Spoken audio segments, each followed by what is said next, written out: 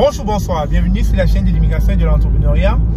Alors aujourd'hui, j'aimerais vous entretenir sur un sujet que je trouve pertinent, je trouve troublant et je trouve vraiment intéressant pour notre chère communauté immigrante. Il faudrait savoir que nous vivons dans un environnement, comme je ne cesse de dire, qui n'est pas toujours favorable, qui n'est pas toujours adéquat à notre épanouissement. Et pour que ça le devienne, il va falloir batailler doublement, il va falloir batailler fort pour pouvoir s'affirmer et prendre sa place dans ce nouvel environnement. Mais j'ai fait un constat et c'est quand même assez regrettable et troublant. Je n'arrive pas à croire que nous sommes à la base de nos propres problèmes. Nous sommes la diaspora africaine. Nous provenons de riches cultures et traditions. Nous avons combattu beaucoup pour être ici. Tout cela pour fournir de meilleures opportunités à nos enfants, pour supporter nos familles qui sont restées, ou juste pour notre propre bénéfice. Ce voyage que nous partageons a été dur pour beaucoup d'entre nous, surtout financièrement. Nous sommes conscients que notre diaspora fait face à d'uniques défis économiques et qu'il y a des ressources limitées pour nous aider pendant notre cheminement financier. C'est pourquoi nous avons créé Dozy. C'est une compagnie qui offre des services financiers personnalisés pour la diaspora. Nous supportons les finances de chaque individu, famille et compagnie de la diaspora, avec des services qui vous permettent d'épargner et de grandir financièrement. Je m'explique. Nous avons deux combats quand nous arrivons ici. Le premier combat, c'est avec nous-mêmes. Le premier combat, c'est avec la communauté immigrante. C'est entre nous. Lorsqu'on voit un frère ou une sœur essayer d'émerger, essayer de sortir du lot, on ne l'appuie pas, on ne le supporte pas, on ne l'encourage pas, on est le premier à le descendre. On le regarde de loin, on essaie de voir jusqu'à quel niveau il va s'arrêter pour finir par se moquer de lui en disant « Ah ah, tu pensais que quoi ?» Hein? Beaucoup sont arrivés, ont essayé, n'ont pas pu, c'est toi qui allais faire la différence. Donc c'est ce genre de message peu valorisant que nous devrions arrêter de propager entre nous. Il va falloir se soutenir, il va falloir se motiver, il va falloir s'entraider.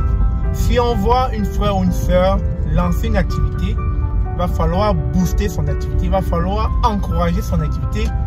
Parce que lorsqu'un frère ou une sœur réussit au Canada, c'est la fierté de notre chère communauté immigrante, c'est la fierté de tous les immigrants. Donc, on gagnerait à pousser une frère ou une sœur de cette chère communauté immigrante à prospérer. Donc, comme je le disais, le premier combat, c'est nous. Le premier combat ici au Canada, c'est nous contre nous. C'est-à-dire qu'il va falloir qu'on arrête ça et qu'on arrive à propulser les frères de l'avant. Il va falloir qu'on motive, on booste, on sorte la meilleure image des frères auprès des autres communautés. Maintenant, le deuxième combat, c'est le contexte, c'est l'environnement, c'est l'inconnu, c'est là où nous nous trouvons. Déjà, lorsqu'on vient avec notre accent, nos noms, notre façon de faire, notre attitude, on n'est pas défavorable parce que nous ne sommes pas d'ici. Et donc, face justement à cette différence-là, c'est clair que les locaux, pour ne pas dire les Québécois ou les Canadiens, ont des appréhensions. Je peux les comprendre aussi. Hein. On vient dans un environnement où ils ne nous connaissent pas, où on doit prouver doublement. On doit leur montrer de quoi on est capable. On doit leur montrer que nous sommes de belles personnes et qu'on a cette capacité à donner le meilleur de nous.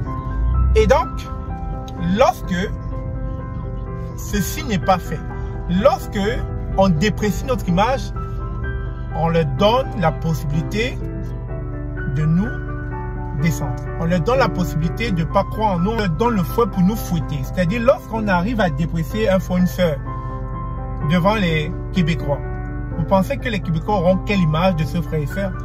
Ils vont tout simplement se dire, si dans leur propre communauté, ils ne s'aiment pas, pourquoi moi je vais les aimer?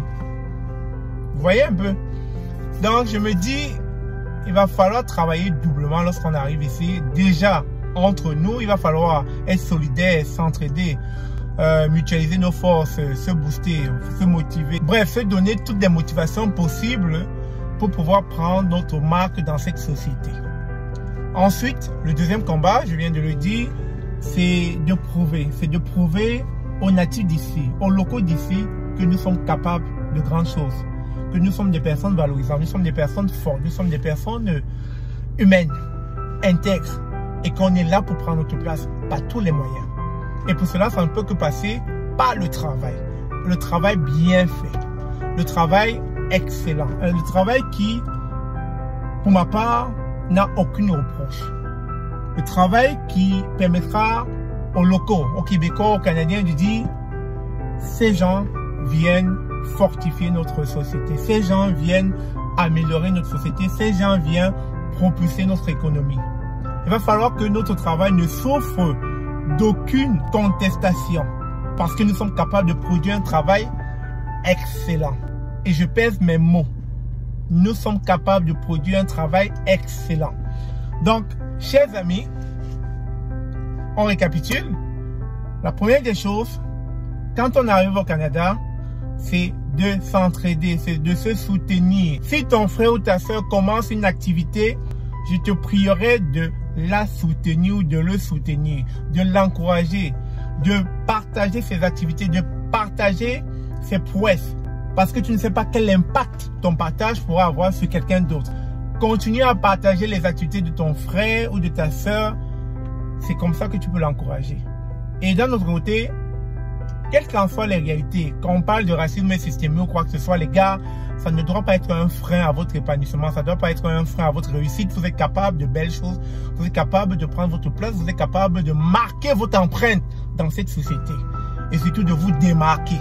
Donc, pour ce qui est des postes de grande envergure, directeur, managérial, etc., vous êtes capable d'aller chercher ces postes-là. Pour ce qui est de recruter les locaux québécois, canadiens, Premières Nations, vous êtes capable de créer de belles entreprises innovatrices, de belles entreprises avec de belles idées, capables de recruter la main-d'œuvre québécoise ou canadienne. Vous êtes capable de ces belles choses-là. Et ça, je n'en doute point. Une fois de plus, merci encore d'avoir suivi cette vidéo. On se dit à très bientôt.